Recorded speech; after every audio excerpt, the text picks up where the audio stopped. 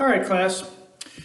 The last joint I want to talk about when we're running baseboard here is just your lap joint.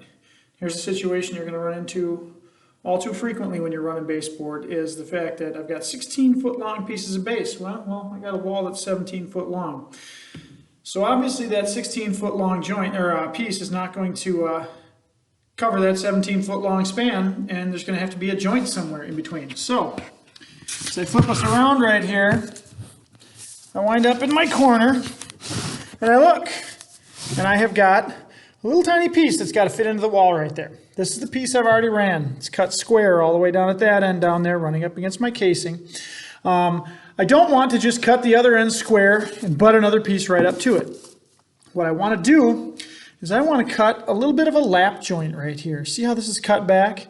I like to take that piece that's going to be overlapped on top of, and I cut it back at a 30-degree angle. Now this is up for debate between carpenters here and there. 30 degrees seems to work for me. I like to cut 30 degrees, and then I have my finisher piece right here, which is going to go boom in the corner like that and just run square into the corner. See, I can cut this end square because the next piece is going to be coped in on top of that right there. But first of all, I like to take this piece, my finisher piece, I call this. This is my finisher because I'm finishing off into the corner. And I will cut this piece back. I cut it at about 30.5 degrees. Once again, I cut it just a little bit sharp. That way I know once I push this in here, get it set where I want it, boom, it's going to cover beautifully, just like that for a barely noticeable seam, okay? Now, like any other joint that I'm going to make, I'm going to put some glue on there, and I'm going to tack a couple of my tiny little 23 gauge brads through there that you'll barely be able to see. Now, the last thing I want to talk to you guys about is the finding of those studs, which we just talked about, which is a little bit difficult in this house, but I want you to, I found the studs. I have shot this piece in all the way down right on the studs. My last nailing is right here. You know, I'm a good 16 plus, well, about 16 inches away from there. Well, when you cut this first piece, we don't want to just break it anywhere in between the studs. I want you to picture that right behind there, let's take this off here for a sec. I want you to picture that right behind there is a stud that's breaking right about there. So that way, when I put these pieces together, I can drive a couple nails right in here. It will hit that stud that is behind there, okay? I can also wrap this one over on top of it. When I glue it, shoot a couple of my little tiny brads right here. There will be glue on there. They will be nailed to each other with my little brads, and I can even take two big nails, shoot it through, and that will be hitting this stud behind here also. So we always want to be breaking on studs, just like our drywall, just like our sheathing on our floor, just like our sheathing on our walls, everything you want to be breaking on studs. You also want to glue it. The reason we don't just cut two square pieces and butt them in here is as the wood expands and contracts, it'll open that joint up. If we lap them on top of each other and glue them together, we stand a better chance of those joints not opening up on us. So, since I am here right now, and I like this piece, I will throw just a little bit of glue on this guy right here. Come on, glue, don't freeze up on me again. It tends to want to freeze up.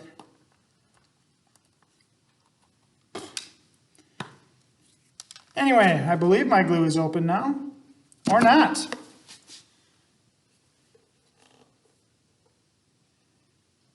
So the glue, back to it. Open her back up, that'll help. Glue them together. A little bit of glue on there. Come over here. Stick this guy in place. Get some of the glue starting to spread out. I'm going to change over to my little 23 gauge nailer. And I am going to set this guy right where I want him on top of there. Remember, we got shoe molding going down, so if you have to raise or lower your piece a little bit to make her fit, should be just fine. Except with a computer in my way here, this is more difficult than it looks. But anyway, I kind of like it right here. You know what? Let's go like this first. Let's nail this puppy to the wall so nothing's moving. Okay, that's right where I want it. Now I've got my little 23 gauge nail to finish her off in here. First thing I'm going to do is just stuck against the wall, I think it looks almost good right there. I think it looks pretty good. Right about, yeah, we're getting somewhere. I can't get my finger behind this to make this thing work. Anyway, I got my tiny little 23 gauge brads. Boom. One there, one there, one there, and one there. Now, these two pieces are shot to each other right here, okay? Those 23 gauge brads aren't holding much. They're not going through into the stud, but they're holding one piece of baseboard to the other piece of baseboard. Now I can go my 15 gauge nailer, and boom, nail that puppy in. Notice how we still leave it loose in the corner for my cope joint to come over here. Very important, you can always go back and drive that extra nail in afterwards if you need to. Yeah, and that's kind of the last joint. Now this will get caulked, this will get, well, it's glued, it'll get caulked and it'll get touched up with paint, so you won't really even notice that it's there. The last thing I want to talk to you guys about is when you wind up having instances where you have to double up pieces and put finishers and whatnot in there. You need to take into consideration in your house. This is a corner in the house where I'm expecting there to be a TV stand, a couch, a rocking chair, something like that, okay? So I try to hide those joints behind where I think pieces of furniture are going to go. And a lot of times you can just look at your blueprint and you can tell, oh, this is where the bed's meant to go. This is where the end table's meant to go. This is where the couch or the fireplace or the TV stand is. And you can lay out those joints so they will be behind those things and you'll never notice them in case they ever do come apart. But I pushed this one all the way back to the corner, and now it just looks like one nice solid piece of baseboard all the way along. And once we get touched up at the end, boom, it'll be beautiful. Thanks for paying attention. Talk to you soon.